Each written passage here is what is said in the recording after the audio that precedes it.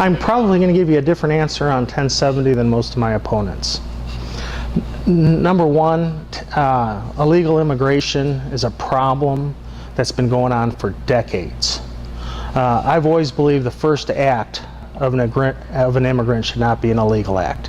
To come across that border illegally and start the ball rolling on living a life of a legal alien in the United States. It should have been dealt with long ago. Now, what I do like about 1070 is that it's finally brought the awareness to the problem that was needed. Okay, whatever you want to, whatever anybody in the country wants to say about Arizona, some people in Arizona finally stood up and said, there is a real problem here. All right, so yes, it's a problem that needs to be addressed. I don't like the fact that it's going to be on our local resources and our local police departments and the state of Arizona to pay for this. I just think that's a shame. I also think we need a national, comprehensive program that works. One that, you know, is for California, is for Arizona, is for Texas, New Mexico, all along the border, you know, everywhere in the United States. It's enforced uniformly. It actually tackles the problem. For example, you know, so many of the illegal entrants in the United States didn't come across, you know, carrying jugs of water across the border. They came right through the port of entry with a student visa or some other kind of way of coming in for workers or whatever. And, you know, there's millions of those people here. So we need to have, like, for example, a simple program, of identifying people so they can work in the United States. You know, the program we have right now, you know, it's not enforced uniformly. It's created a whole forgery industry. And, you know, I've seen small business hire people and then they get notified that these people aren't legal, and they, you know, they're frustrated because they checked all the documents, they were okay, they spent the time and money to train the people that they hired, and now they're having to let them go, and the whole cycle starts all over again.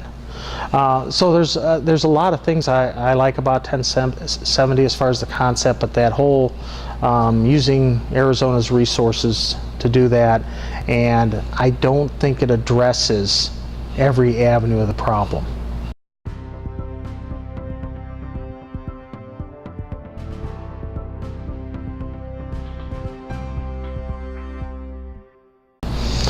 Well, I think it's important. I think it's important for a politician to have some certain characteristics. Number one, I think it's important that they have very good communication skills. And part of that includes listening. I mean, I think you know, I know this is just an interview, but I think I'd get more knowledge about what needs to be done in the state of Arizona if we just sat around and have a conversation with the six of you and, you know, bat some ideas around. So I think a politician has to have very good communication skills, and they have to listen.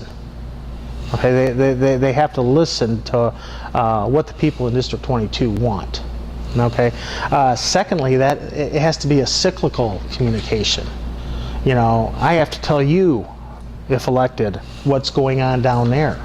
I have to communicate to you the problems that I am facing as far as decisions that need to be made. Big example, the budget. You know, and this is every politician in Arizona, needs to come clean, be honest, and upfront about Arizona's budget. Not playing games about, you know, we're going to pass a budget, but it's not a real budget because we know we don't have the money for that. And then we'll wait, and we'll be a year behind on the budget, and then we'll pass two budgets, one if 100 passes, one if 100 doesn't.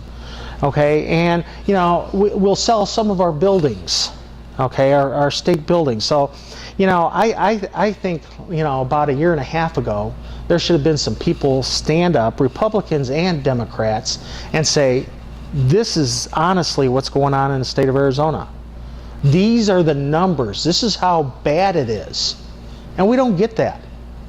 And so I think it's important that as a politician that I get out in the community. You know, the legislature this year worked from January to the end of April. Well, that sure leaves a whole lot of time to get out in the community and talk to folks about what's going on.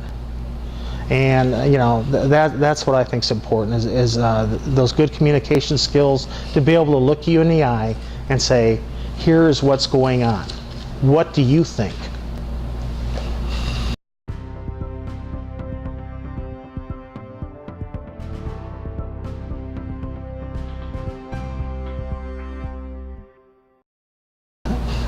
My position is excellence in education at all levels.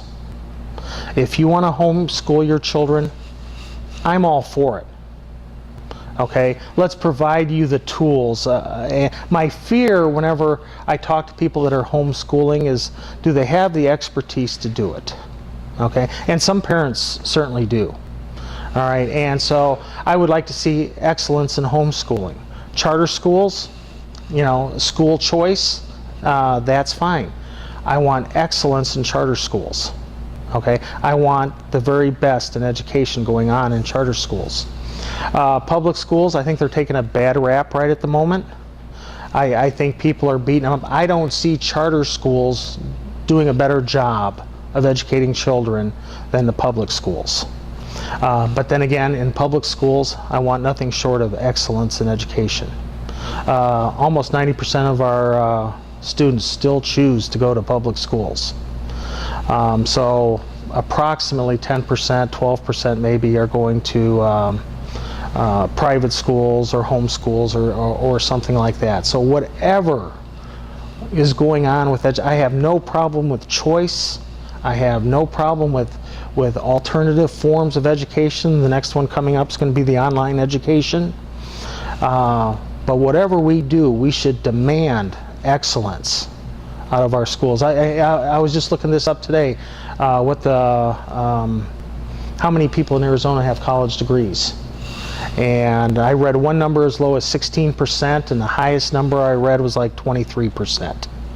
That's not enough. Okay, we need more excellence in education, and we need more people going to college.